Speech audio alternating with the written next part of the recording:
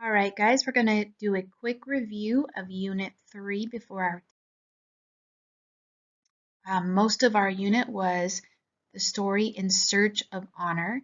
So if you'll remember, this is a historical fiction, but it's written like an autobiography. The setting is France during the French Revolution, and the theme of the story is explicit. They clearly tell us in the story what the theme is. And this comes in when Pierre Joseph says, "It is my heart, not my circumstances, that determine whether I am a man of honor or disgrace." And you can see that theme also in the title, In Search of Honor. Okay, so this is a frame story. It's a story within a story, right? You have the prologue that gives you the necessary background on the story, and then the epilogue. And the prologue and epilogue are written as if it's in Jacques' present day, and then the main part of the story is a kind of a flashback. So you have the present day and with inside of that, the flashback, okay? And so that is called a frame story. All right. An author's style is just the way the author writes, kind of the author's voice. And authorial purpose is why the person wrote something. And so in this story, we wonder, why did the author include so much violence? And the author's purpose in that is just to give us an accurate representation of the time. The French Revolution was a very violent period of history. Okay, a little bit about characters. The protagonist or main character of the story is Jacques. And Jacques is struggling with pride throughout the story. He has this desire for honor, but he's looking for it in all the wrong places, which leads him to make some really bad choices. So there's 4 characteristics I want to talk about in relationship to characters. We have developing characters, static characters, sympathetic, and unsympathetic. A developing character is someone who changes throughout the story. Our main developing character is Jacques. His character changes a lot from the beginning to the end of the book. And then static characters are people who do not change. They're same all the way through the story, and that can be a good thing or a bad thing. Pierre Joseph is a static character, but he is a good character.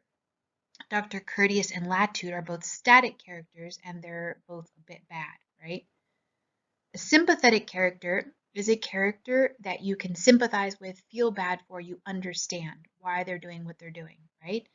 So Jacques, Pierre Joseph, and Philippe are all sympathetic characters. Unsympathetic character is a character that you don't feel bad for or you can't sympathize or understand, right? This would include like Dr. Courteous, Latude, right? And you'll notice that I've put the people of France for both sympathetic and unsympathetic characters. At the beginning of the story, they are sympathetic characters. We feel really bad for their situation. They're being treated very poorly. They're very poor. They aren't allowed to own anything. They're not allowed to hunt, right? Life is really unfair for them. But by the end of the story, when they gain the upper hand, when they are in control, they're incredibly violent. And we realize that it's not justice they're seeking, but revenge, right? So they treat the people who were previously treating them badly, they treat them worse, right? They kill even a lot of innocent people. So they go from sympathetic to unsympathetic. Normative character is the character who gives us the author's point of view. And in this story, it's Pierre Joseph. This is the person the author wants us to pay attention to. This is the author's point of view. Conflict. This story has a lot of conflict in it, both external and internal conflict. So an example of external conflict is man versus man. There's a lot of man versus man conflict. For example, king versus the people of France, right? Rich versus poor, Jacques versus Latude, Jacques versus Pierre Joseph. Jacques struggles a lot with Latude, whether to trust him, and then Latude obviously kind of double crosses him, and come to find out he's not a person you can trust. Jacques also struggles a lot with Pierre Joseph. Pierre Joseph wants the best for Jacques, but Jacques struggles against what Pierre Joseph is offering him. Okay, there's also a lot of internal conflict, especially within Jacques himself. So Jacques struggles with the desire to be honored, which leads him to make really poor choices. He also is struggling between the desire for revenge and his desire to do the right thing, right? Okay, those are just a few examples of conflict. All right, literary devices. Some of the literary devices that are used in this story include allusion, which is a reference to another work of literature or art. So this story includes a lot of biblical references, especially by Pierre Joseph, okay? So for example, when he says, godly sorrow worketh repentance to salvation, this is from the Bible. This is a verse. Jacques also refers to the water of life when he's talking about his conversion, and that is a reference to Jesus. And he also ends his letter saying, although my years of imprisonment were far from comfortable, they were filled with a peace that surpasses human understanding. And the peace that passes human understanding is also a biblical reference. And then Louis Allegre names his ladder Jacob's ladder, and this is a reference to Jacob's ladder in Genesis, the vision Jacob has with angels going up and down a ladder. Okay. Okay. So also, there's a lot of irony in this story, and irony is something the opposite of what you would expect. There's situational irony when the situation is the opposite of what you would expect. For example, Jacques accuses Pierre Joseph of being selfish because he won't pose for a wax figurine, but really in this situation, Jacques is the one being selfish. Also, Jacques tells Philippe that he will go and stop Thomas from getting back at Latude, but when he hears Thomas's side of the story, that is not what I mean. Okay, sorry, that is going to come up later, but that is actually also ironic. Okay, sorry. Jacques' father says, I want to give your mother a memory, and he ends up giving her a memory, but the ironic thing is instead of being a really good memory when he's going to bring her this pigeon, he dies and he gives her the worst memory ever. So that is very ironic. Okay, verbal irony can include sarcasm. Sarcasm is a type of verbal irony. You're saying something, but really you mean the opposite thing. For example, when Jacques calls Latude a good monsieur, he actually doesn't mean that he thinks he's good, right?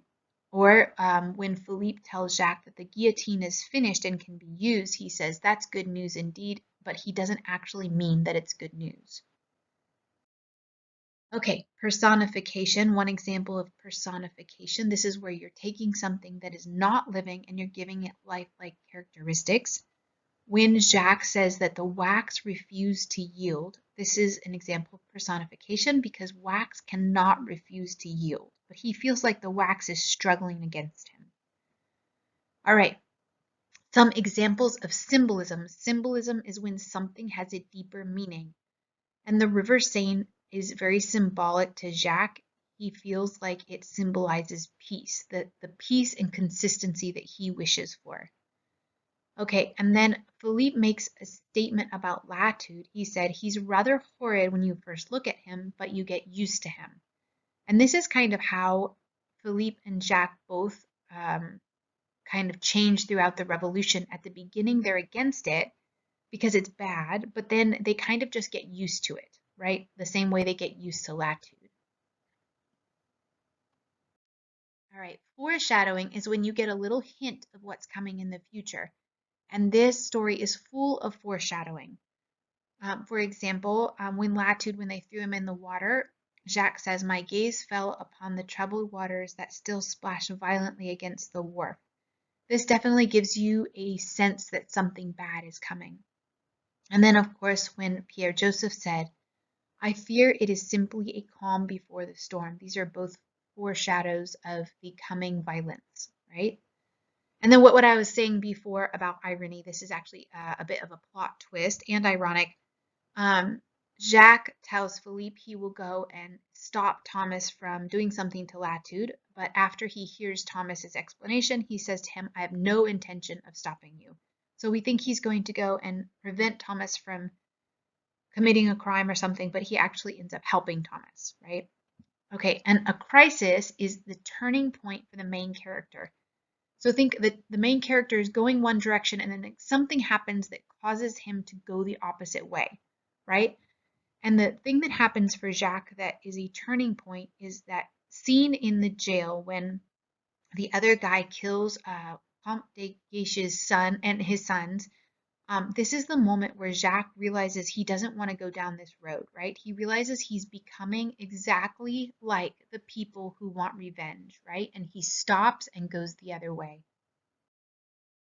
All right, lastly, at the very end of this unit, we had a story called Wesley Coe, and this is a biographical sketch. It was written about a man named Wesley Coe who lived during World War II and fought in the war. Okay, and because he was Chinese and he looked Asian, he endured a lot of racism since the US was fighting Japan. People didn't trust him. But throughout the story, he works really, really hard and he earns people's trust and he kind of works his way up in the military. He proves that he's an excellent soldier.